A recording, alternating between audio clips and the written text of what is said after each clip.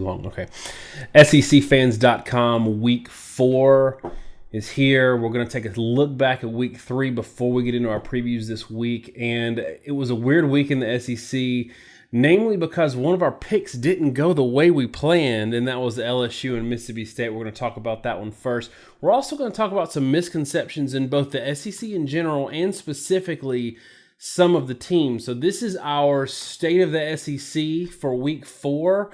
And I guess let's get right into it. LSU, Mississippi State, a game that went in a completely different direction than I think anybody expected it to go, especially for you and I both picking LSU in this game. It's our first miss this year, by the way, y'all. Don't kill us too hard. But we also both said we don't have enough data yet to be really comfortable about this pick. Vegas is seeing something because the spread's tighter than we would have picked. And we wouldn't be surprised at the end of the day if Mississippi State came out with a win. So that happened. They came out with a win. I don't think either of us are super surprised, maybe on the score. Well, why don't you tell us what we saw, and let's just get into it. The interesting thing about this game going into it that both of us noted was that the spread was closer than almost anybody's perception of the two teams. We both picked LSU to win this game. We were both wrong.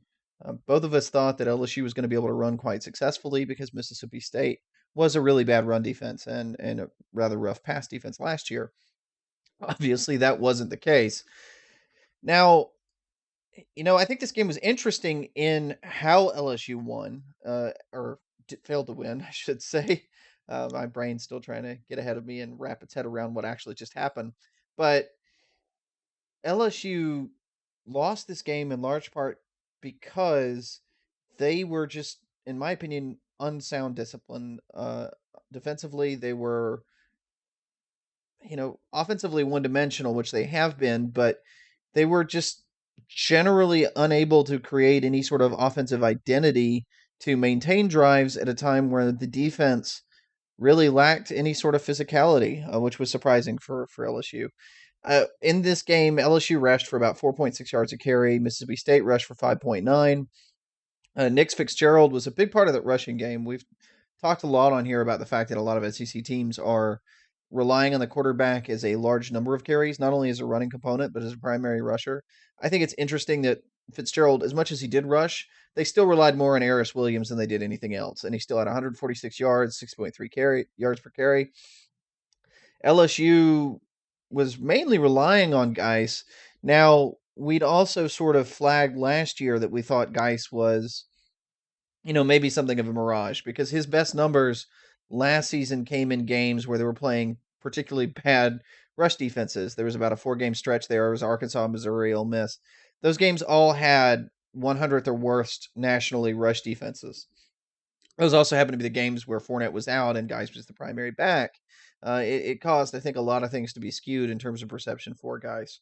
But regardless, to me, I wasn't shocked that LSU struggled to move the ball overly successfully. I mean, they, as much as we sort of have this perception, because they only scored 7 points, they didn't move the ball that great, they still averaged over 5 yards per carry with their 3 leading rushers in this game, right? I mean, they still did run the ball actually fairly well in a regular sense. They didn't have any long runs, but that also means they were more consistent.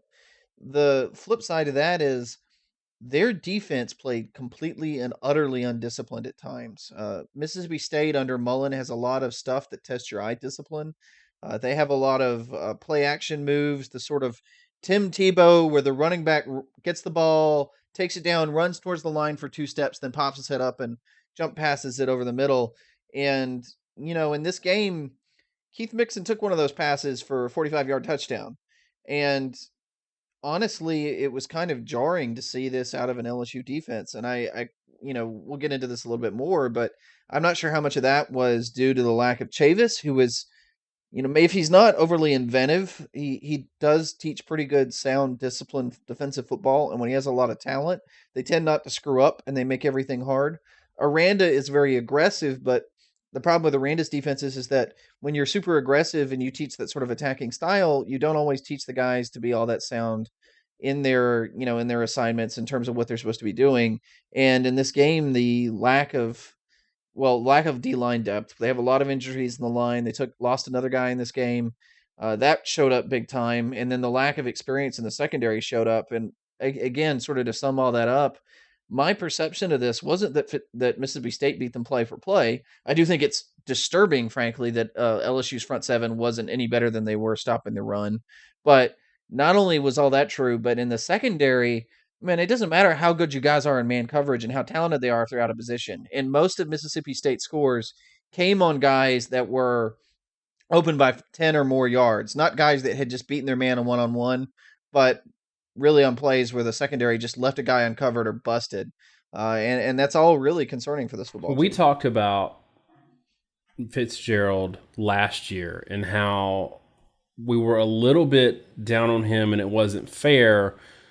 Part of our being down on him was because he would struggle when he felt the pressure of having to do everything and having to carry that team completely on his shoulders. It looks like, and it felt like in this game, we got to see a little more comfortable Nick Fitzgerald, who was really just operating within what the defense gave him, because you had an Aeris Williams that was maybe relieving some of that pressure. And even more, I think, and you can tell me if I'm wrong, I feel like because he saw either the defense performing or LSU's offense not performing, one of the two, probably a mixture of both, he saw that lack of pressure on him, or he saw the defense doing so well that he felt that lack of pressure on him, and it helped him kind of play that mistake-free football. Is there something to that, or is it just that he's a completely different player?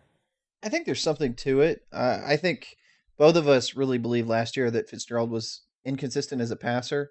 I don't know that we were super concerned about his inconsistency in decision making. It was there at times, but later in the year, some stuff clicked, and he played at a pretty high level in terms of decision making.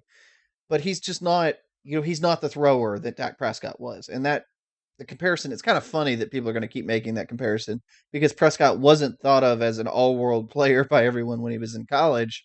It's all really hindsight after he got to the NFL. I do know that both of us were very high on Prescott, just because of the fact that he did everything he did when the team around him really wasn't very good. But Nick Fitzgerald, I think, to a large degree, did what he needed to do to take advantage of the situations that were presented to him. Meaning, he had a lot of single read play action plays that are kind of inherent to the spread offense. If you will, it's the sort of Nick Marshall take a shot plays that made Auburn's offense so effective in 2013. And Fitzgerald took advantage of those opportunities. And if that's what you ask Fitzgerald to do, Fitzgerald's going to be very effective because he can theoretically make any throw on the field. He is a pretty competent passer. If he has to be in the pocket, make a read, make 2 or 3 read passer, I'm not sure he's going to be able to really do that. I'm just not sure that he's really close to being polished enough, frankly, as a passer to accomplish that the way someone like Prescott actually could. But if you want Fitzgerald to be someone that runs almost as much as he passed, which is what he did in this game, and to hit the easy passes that are in front of him, he can do it. I think a very telling thing in this game is the leading receiver by far was Keith Mixon. Okay. Keith Mixon is 5'8", 185 pounds. He's not a prototypical Mississippi State downfield threat. He's not a gray, what was it? Ross is, 6'5". Fitzgerald in this game did not have really very much success, frankly. I mean, he had a couple passes for more than 10 yards, but outside of Mixon, every pass, literally, there were only 2 passes in this game that were thrown to anyone but Mixon that went for more 10 yards, okay? So their whole game was throwing to a guy that is not a prototypical receiver build to actually operate in a pattern on a DB because of his size. Their whole game here was play action, and they were using a guy that was small and fast to get behind coverage and take advantage of busts in the secondary and take advantage of holes in coverage. And if that's what you ask Fitzgerald to do, I think he's more than proficient. But I kind of take a step back and say Fitzgerald created these opportunities for himself because he was running for 6.5 yards per carry, which is pretty impressive. But I think a lot of people are going to draw way too much into saying Fitzgerald is really evolved as a passer because the realities are he did what was asked of him and he did it very well, but he didn't really do a whole heck of a lot of really beating the DBs one-on-one. And But would you say he evolved in terms of not making mistakes as a passer? I think to a large degree, yes, because he didn't make the catastrophic play. He didn't screw anything up. that led to a pick six, and he's done that in the past. But I guess what I'm also getting at, and maybe I'm trying to sugarcoat it too much, is LSU made things kind of easy for him throwing the football. And it was an involved Nick Fitzgerald to take advantage of that and to capitalize on the opportunities, I think. But let's sort of step back here and say and admit that this very much is the quarterback of a spread offense, benefiting from the fact that his offense as a whole was very functional. And that's not really a shot at Fitzgerald, and it's certainly not a bad thing for Mississippi State, but rather the offensive production here was absolutely a team effort where LSU was struggling so much to stop the run that it created vulnerabilities in the secondary that Nick Fitzgerald was able to exploit. I don't know. Again, there's a second problem here, which is I don't know what that says about Orgeron and LSU that those vulnerabilities existed. And I know where you're going with that, but I'm not taking the bait quite yet. He's trying to get me into an Orgeron discussion. We've already done that once last year. We're probably gonna do a little bit again tonight. But before we get into that, I do want to point something out to you because we like to talk about when scores of games don't necessarily line up with what we see statistically. And you mentioned before that LSU didn't do that poorly running the ball. Obviously, 4.7 yards per pass from Etling is not great, though not surprising, having seen him, having said what we've said about him in the past. But is it a little strange that you see a team on LSU's side of the fence that had the yardage that they had and somewhat success they had running the ball with 7 points, and then on the other extreme, even though, yes, Miss State put up 400 and something yards against LSU, 37 points seems like a lot of points for the actual production they had on the field. So it seemed like Miss State played above their statistics and LSU played really well below their statistics. Again, is there something there with that? And if so, what can we glean from that about these two teams? Well, I think there's two things that really made that happen. The first is, as I said, LSU didn't really have any explosive plays in this ball game. They, outside of really the first couple drives, everything they did was very much a grind it out, try to get a first down, move it down the field offense. That's fine and dandy, but we've talked about a lot before. If you want to do that, you really have to be getting more than about five or 6 yards of play, because it just takes one negative play. On that first down, if you're getting 4.5 yards per carry, you think, oh, 4.5 yards per carry, 3 plays, that's 13.5 yards. I'll get a first down every down. The problem is not every play actually goes for 4.5 yards. So, maybe one play goes for 8, then the next one goes for 4.5. You have a first down, but the way football works, that resets it completely. You don't have to get 20 yards in 6 downs, right? You've got to get 10 and 3. So now you start over first and 10. Now let's say the next play goes for -2 yards. All right. Now you've gotten 10 yards in 3 plays. So theoretically, you're at like a 3.5 yard average. But the next 2 plays, you've got to get 12 yards in 2 plays. And you're not going to average 6 yards per rush. So that was kind of LSU's first problem. When you don't have any explosive plays, it makes it hard to score. That's the way the Oregons of the world scored when this sort of like run spread took over, that they would keep getting that play after play and they would constantly get a first down, but the points almost always came when the levee broke and they burst downfield. And a lot of times they didn't score early in the game. They would just stall. And you had teams like Stanford that could make Oregon stall repeatedly, and then Oregon would never put up points. And they'd move the ball pretty well. And they'd have a lot of yardage in a loss to Stanford, but they'd never score. But most teams, they would eventually wear down and they would, bust a big one. LSU couldn't do that in this game. There's a lot of reasons for it. I think the moment Darrell Williams went down, that's a really bad thing for them. Geis was good, but wasn't the most effective ball carrier. But I think all that aside, you also have to look situationally at the way the game operated. We've talked about this a lot before. If you have a short or condensed game, and this was very much a condensed game in a lot of ways, weren't a lot of plays run by either side. LSU only ran 58 plays. Okay, that's a very low number. Mississippi State had the ball a lot better. They ran 71, but even that's not crazy. But that also, by the way, kind of gives you the idea of how few first downs LSU was really getting in this game. The trick is LSU's successful plays really only came on a few drives. Once they had momentum early in the game, they had a drives of 6 plays, 7 plays, 3, and then 8. And those first 2 ended with a punt. Both of them, again, 6 plays and 7 plays. They only got 15 and 36 yards out of them. And then they had a 3-and-out, and then they went 8 plays, 65 yards, and a touchdown. 8 plays, 65 yards, and a touchdown doesn't sound like it would be all that big of a deal, but that was actually a third of their total yardage for the entire game on that one drive.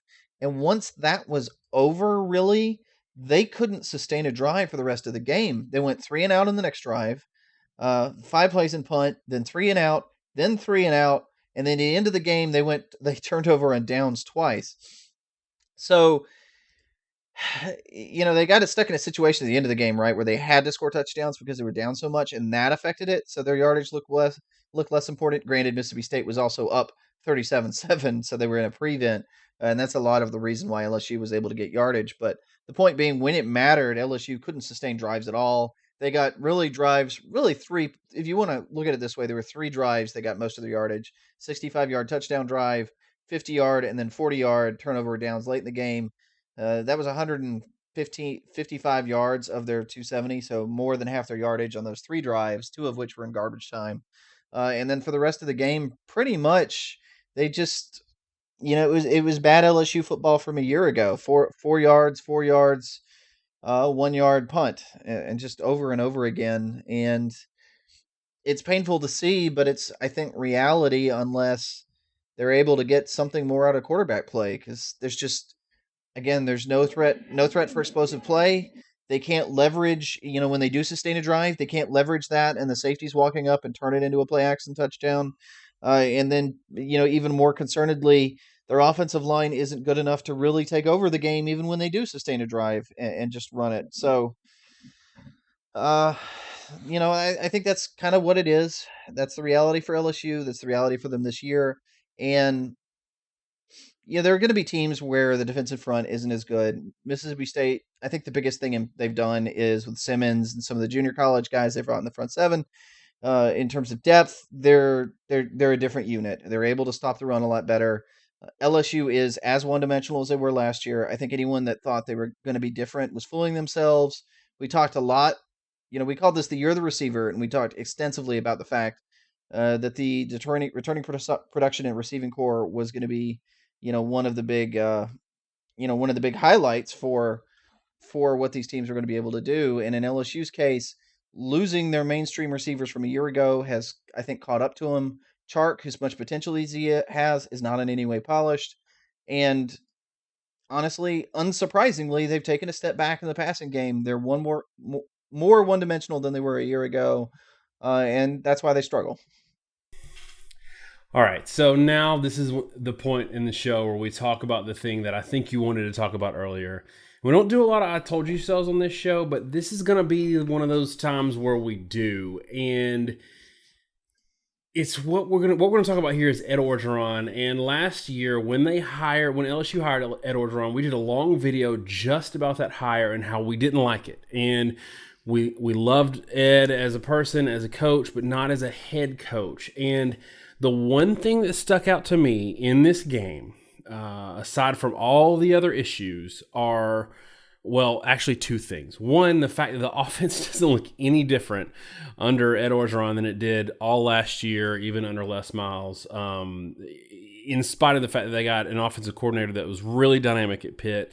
But the other thing that really stuck out to me that kind of resonated with me because it's just screamed out, this is what y'all talked about last year, was 9 penalties for 112 yards.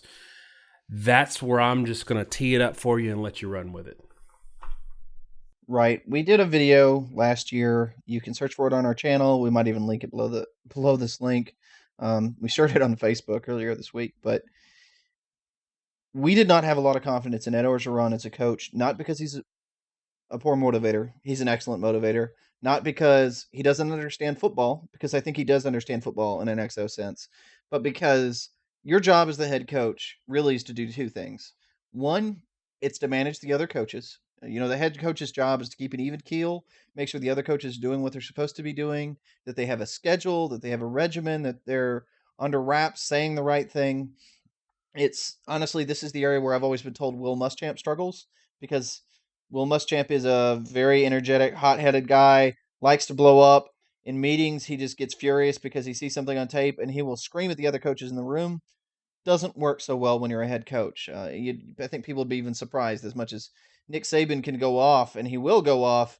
He also, yeah, and I've read way too many articles that talk about how he sits into meetings in the back of the room and basically sits there steepling, not saying anything until he feels like he needs to pipe in. And he's the professor that goes, "Oh, yeah, but what about this?" And then you realize everything you just said was stupid. But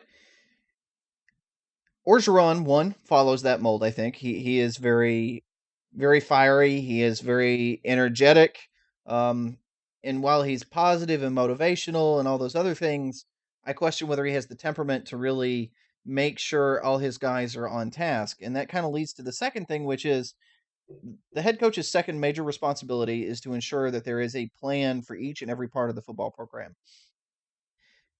Head coaches, successful ones, are going to make sure their players have a study plan. They're going to make sure they have a diet plan, make sure they have a weightlifting plan that's all adhered to. They're going to have a schedule for not only every practice, not only every team meeting, but which meeting is going to be for which opponent. They're going to make sure graduate assistants are tackling these opponents in this order in these weeks all through the offseason, that the assistant coaches are having game plans prepped for each opponent by weeks 3, then week 9 is this week, and then week 12 is this week, and that's the off season. Every single part of the organization has to be carefully orchestrated and scripted in order to ensure every I is dotted and every T is crossed. And only when you do that can you make sure you self scout, can you make sure you understand your opponents, and make sure you take care of all the little things that makes you a successful football program. One of the things that, and I know Daniel was picking up on where I was headed with all this earlier, is if you don't do this, then you end up with a football team that may know how to block well and tackle well and know how to some of the basic fundamentals, but you haven't taught your defense all the intricacies of their coverage scheme, and they don't really understand all the play types Mississippi State has.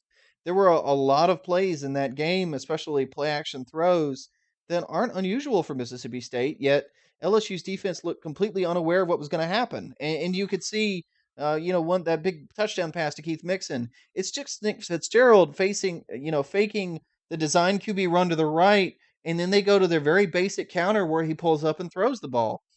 This is a really common play for Mississippi State, and it was baffling that LSU bit so completely. To me, that shows a lack of film prep. And maybe they didn't show the right film. If they did, they didn't point it out correctly. But more importantly, you can't just throw film at the players and expect them to understand it. It's the coach's job to figure out the important keys for the game, to make them understand this is what I have to do in these situations. And you boil it down to very simple concepts where they just know, oh, they're in trips. I watch for this or this, and they don't understand everything that goes behind it because the head coach has already put this entire infrastructure in place to figure out what that two or three step thing the football player needs to learn is. My concern was always that Orgeron wouldn't be there. We said in the video last year, I always kind of waited for the John L. Smith moment. And as much as we thought LSU was a better team, we thought they would win by default because we thought they'd be able to overpower them in the line of scrimmage, and we thought that LSU would be able to basically outfight them defensively. LSU's injuries and attrition in the front seven have meant that they don't have the physical edge they used to have. The offensive line doesn't have the edge they had. I can't speak to whether or not they were killing it in the weight room and all that kind of stuff like they should have, but I think the reality of it is LSU doesn't have all the physical edges, and when it comes down to straight execution, they haven't practiced the way they needed to for the past 9 months. It shows they're a one-dimensional offense, and what they were able to do against BYU, who, as it turns out, against Wisconsin is not a very good football team, isn't going to carry through for the rest of the season. And it's going to be tough sledding for LSU if they stay this one-dimensional. My curiosity in all this is to see, if Orgeron, honestly, if he overreacts, if he's had a very buddy personality. One day he just cancels practice, takes the team bowling.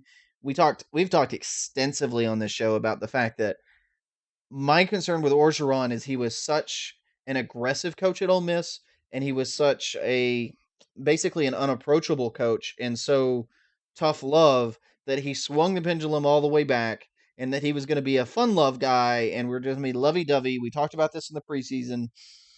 That this game didn't work, and when you see that happen, and you see someone that has old habits, I'm going to be curious to see if Orgeron feels like now he's got to crack down on these kids And if he does that, there is a serious danger that this environment at LSU will be toxic, the way he made it toxic at Ole Miss. And we LSU may have been great for a long time, but never discount the possibility that things can start to unravel because it happens very, very easily in college football. And I think what we're looking at right now is a situation where historically LSU under Les Miles had really good coaching, but they also had a ton of athletes on the field. They could get by and eke out wins in games just because they had a superior athletic advantage and they had a lot of first round talent that churned through that program.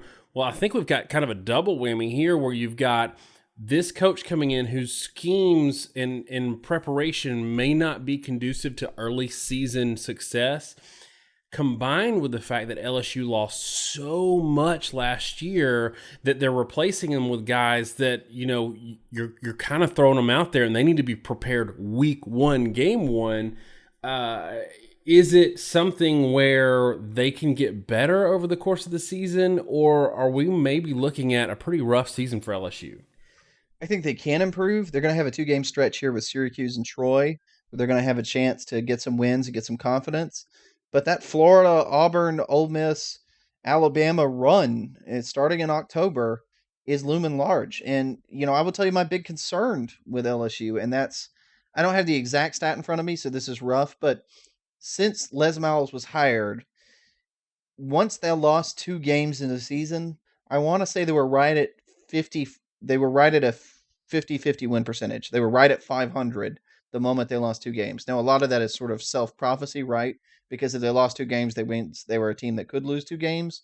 But the point was, not only did they lose 500, but they almost always, the first 2 losses would be to ranked teams, and then the remaining games would be losses to unranked teams. Their win rate before losing that second game was like 8. I think last time I looked at it was something like 850, 85% win rate, and then it dropped all the way down to 50. So if they lose that Florida game or that Auburn game and they're down 2 losses and they know they're really far behind in that SEC West hunt, this could unravel fast. It's just sort of the nature of the program. You've got players that came in here to win championships. They expect to win championships.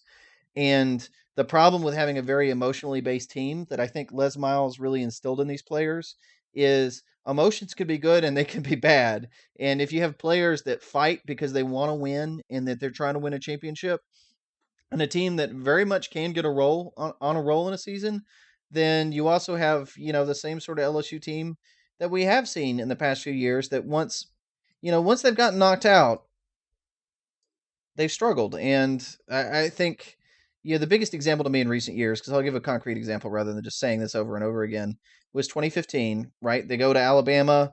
They lose that game that was going to be the deciding game for the SEC title. They get beat 30-16, and then they drop it to unranked, really bad Arkansas, 31-14 the next week.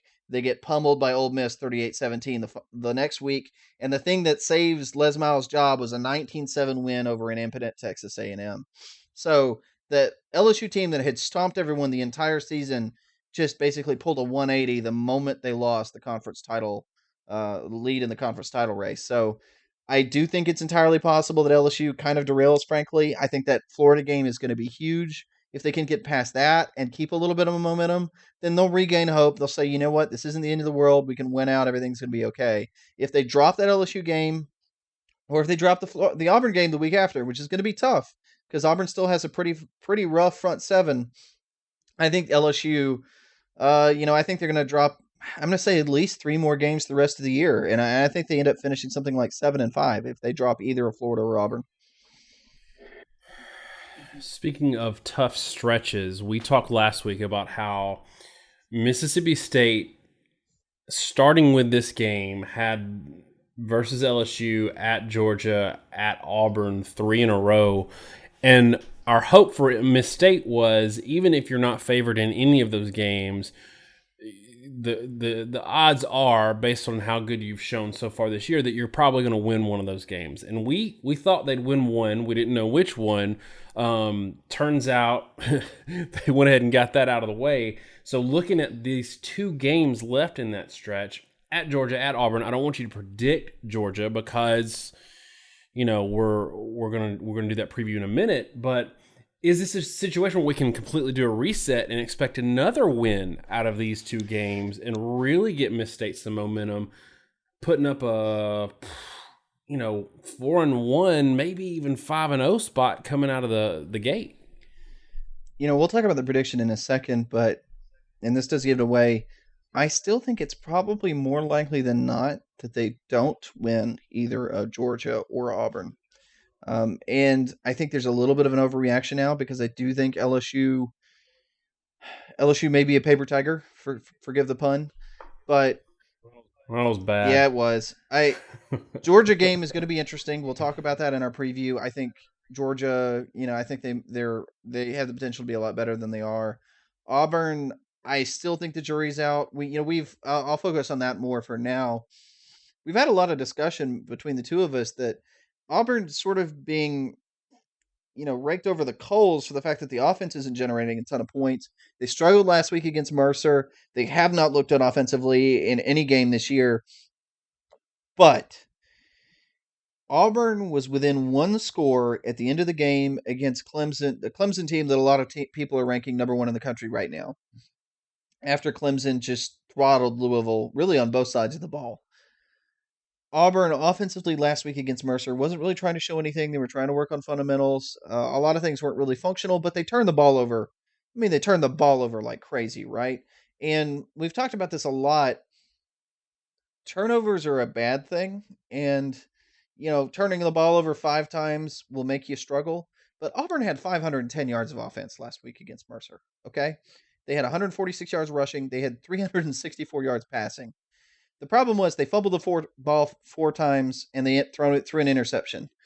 Fumbles are a problem for individual players, and there's some repetition to it, but that is one of those statistics. It's a very poor indicator. People talk about things that win the game, right? Third down percentage is something that will, if you win third down percentage, you can tend to win a game. If you win rushing yardage, you tend to win the game. If you win turnover battle, you tend to win the game. If you win 2 of those 3 things, you almost always win the game. The problem with all that is that may be great, and you coach your players not to be able to accomplish those things, and you focus on doing in the ball game. But the fact that you're good at any or bad at any of those 3 things in past games is an exceptionally poor indicator of how you're going to do in the next one. Meaning, if you turn the ball over 10 times in 2 games, it's really unlikely that you will turn the ball over 5 times a game for the rest of the season.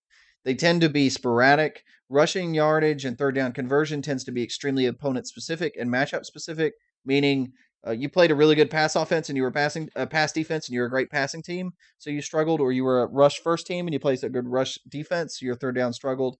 Maybe that was unique to the opponent. In Auburn's case, I think there is a gross overreaction right now to the Mercer game because of everything that was involved.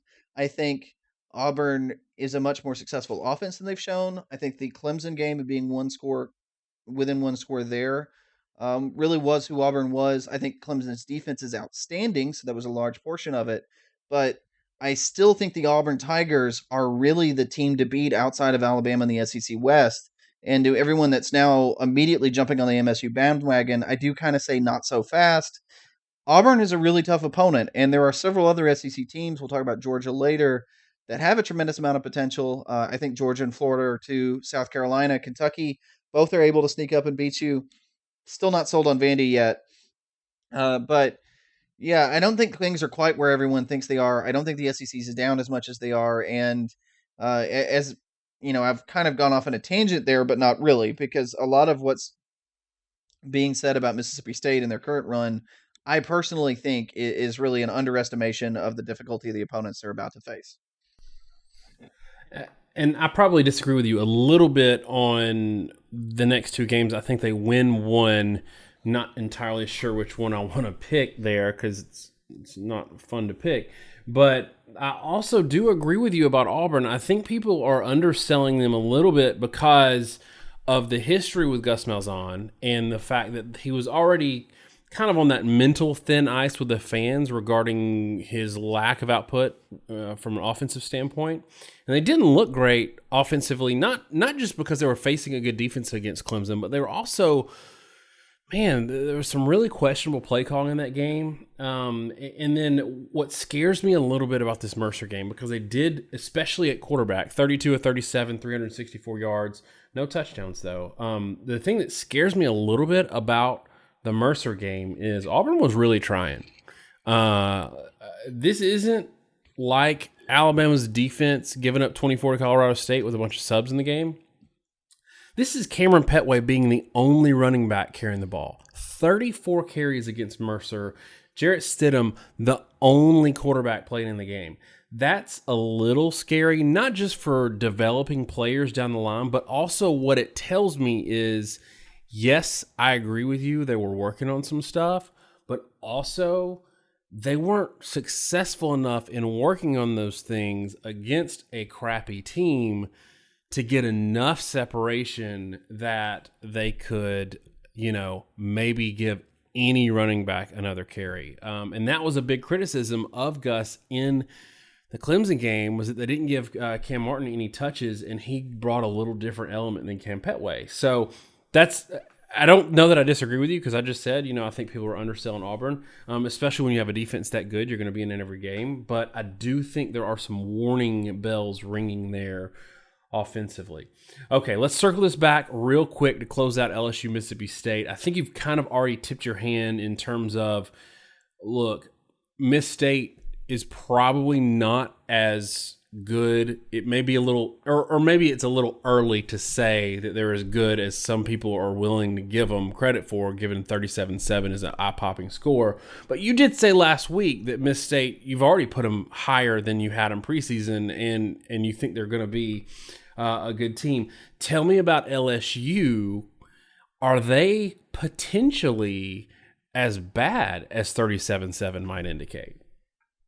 Well, 37-7 is the actual score, so I think they are as bad as 37-7 because that's the score, that's the result. And no matter what you want to say, at some point you have to look at this and accept that Mississippi State was 30 points better than LSU. Period. There was no turnovers in this game that explained it away. Again, this wasn't a four. You have games occasionally where one team turns it over 4 or 5 times or something bizarre happens.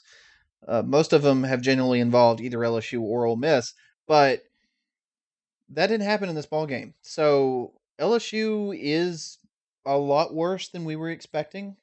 I think both of us, again, not to go back on that long rant, both of us expected a drop off with Orgeron.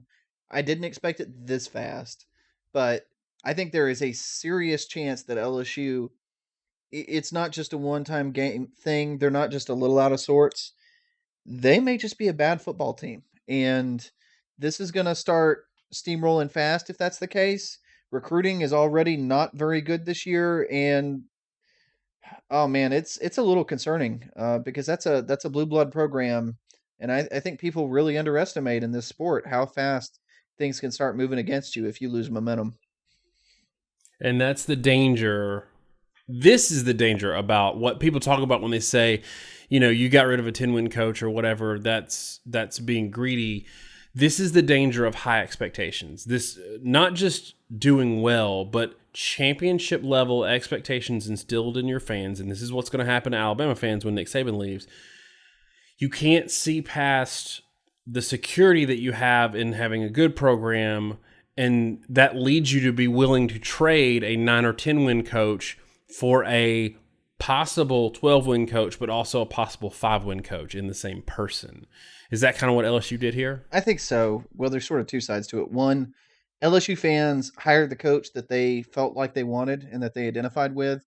The media, we talked about this a lot. There were way too many parallels here with John L. Smith and how much the media freaking loved that guy when he came in SEC media days and said all the right things. And oh my gosh, he was such a great fit at Arkansas and his personality was so good. It's like, yeah, but he was a terrible football coach with a horrible record at Michigan State when he came in. And Orgeron had a terrible record, but they hired a guy that they thought was a great fit. He said all the right things. He met all the right boxes, but there was no track record to back it up. And they were rolling the dice to say, well, we'll get a guy that wants to be our coach, and we're going to play our own brand of football, and we're going to win because we're going to play our own brand of football, and our own brand of football will beat everybody else's. It wasn't very outward thinking, I think. And I don't know why when you're a team like LSU, you roll the dice on an outsider to say that we can create this brand or this, LSU centric Cajun head football coach identity that has never been successful before. And they really wanted, if you want to say have your cake and eat it too, they wanted to have a Louisiana guy as the head coach to win Louisiana way when that has never been a successful thing for LSU. And so they chased that dream rather than chasing the very real reality that there were a lot of very good coaches out there with very successful track records. Les Miles is one. I actually get letting Les Miles go. I've always felt that way, um, to some degree, but I do think Les Miles was. We talked a lot when they let Les Miles go that I really didn't. I would not have done it compared to Mark Richt because Mark Richt had a somewhat of similar record and struggles, only a much easier schedule. Whereas Les Miles, the years where he struggled, generally played an exceptionally difficult schedule, and everyone was kind of unwilling to admit just how ridiculously hard it was to win in the division that they were in and in the situation that we were in. But no, they kind of had to kill the goose that laid the golden egg, and then rather than chasing the golden goose like Tom Herman or Jimbo Fisher, they decided to see what kind of egg they could lay with a donkey, and it turns out donkeys don't lay eggs. So I think we've been pretty clear, if you haven't figured out by now, that we have not been and continue to not be super high on Ed Orgeron as a head coach. Okay, we got. Let's talk a little bit more, or a little bit about a different team in the West before we move over to the big game in the East this last week. Let's talk about Alabama for a minute. We haven't given Alabama a lot of love since the Florida State game, and they played an opponent which a lot of people will deem a lesser opponent, even though I think they hung 58 on Oregon State, which Oregon State sucks this year, so let's not get too crazy. But we don't have to spend a whole lot of time on the offense because I think Jalen Hurts, played a good game. I don't know that he played a great defense or a good defense to really gauge against that. But we need to talk about this Alabama defense because Alabama fans are on suicide watch right now, and I get it. 20-plus points, 400 yards to Colorado State is bad. It's not a good look in the box score the next day, but you got to give Alabama fans something. Here's a challenge I'm going to give you right now. Alabama fans are freaking out. The freak out crowd is saying we're look sloppy on defense. Our run defense isn't great. D-line doesn't look great. The defenders of the defense are going to say you got 5 linebackers out, and these are all contributing players, high-line players, many of which you're going to get back. So that's their defense. I want you to make a defense for the defense Saturday without, at first, using the linebackers' absence as a reason. You're welcome. It may shock you. Honestly, I don't know that it's that hard for me. And the excuse I would give to you is you have to realize the points generated by Colorado State and the way it lined up kind of came on specific drives. They came when the backups were in the second half mainly. Most of the yards and points. There was one good drive they had early in the game, but one where they threw a lot of passes. The Gallup, the receiver, quarterback Stevens are both probably going to be drafted. In fact, they may have a couple other receivers like Jackson drafted, and they even Dawkins running back might even go pro. So that's a very good offense. And I was reading a discussion and I talked to an Alabama fan the other day, and he's like, "Well, yeah, but Colorado only gave up 3 points." It's like, well, Colorado only gave up 3 points, but Colorado allowed 397 yards. Alabama allowed 391 yards. That's less than 397. In the Colorado game, Colorado State turned it over a few times. It's a rivalry game, so Colorado kept their starters in the entire time. They were really bearing down on Colorado State. There was a lot of concern that Colorado was going to lose that game, so they really game planned for it. They had specific things they showed. Alabama played Colorado State as a scrimmage. They didn't show anything. They played it vanilla. I flipped that game back and forth, particularly, I guess, when it got out of hand. And, well, I saw it early because some of the other games hadn't started yet, and then flipped back and forth and, trying to watch it with everything else that was going on because for some stupid reason, ESPN feels like putting every major game at the same time. But a couple times on third downs, they threw at the nickelback, Tony Brown, who had come in the second half of that ball game, and he's like 10 yards playing off the line of scrimmage. They don't have a linebacker sinking, so Colorado State would just snap the ball, turn, and they throw straight to the slot receiver. He would take it on a slant and get about 9 or 10 yards in the play before Tony Brown met him. There's a million things you can do to prevent that. You mainly you don't use the corner. The corner presses up a little bit, but you walk the safety in or you walk the linebacker back to shield from the multiple side of the formation and prevent the easy slant. Alabama in these games never does that, and they always look kind of sloppy or bad, and they have a hard time if you're accurate completing passes, and they'll kind of give it to you, and you can get those easy first downs. So we see this every year. It reminded me a lot of like the Western Kentucky game last year where Saban yelled at Kiffin because that was a lot of fun. But all this said, Alabama held Colorado State to their season low in total yardage in a game. Colorado State averaged 500 or 600, 500 over 500 yards against Oregon State, over 600 yards last week, playing an inferior opponent, Abilene Christian, but still. So there was nothing here that was really necessarily super alarming. This was still the worst offensive outing Colorado State had had. It's just they didn't have some of the breaks they got in the Colorado game, and I think Alabama, once they were up 21-0 fast, they kind of let off a lot, I think, defensively, and let Colorado State get some points because Colorado State kept their starters into the end of the game.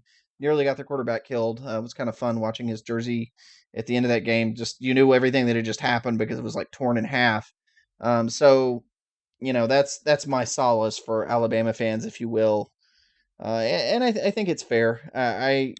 All that said, I think the reality is that, they have a lot of guys injured. So, all right. So, yes, I think I was putting that to you to say, hey, look, we know the injuries are a problem. Let's explore some other options or some other considerations for why Colorado State would have this kind of success. But honestly, I think most of it does boil down to the injuries. I do think they're missing some guys from last year that they lost in the draft, some talent there for sure.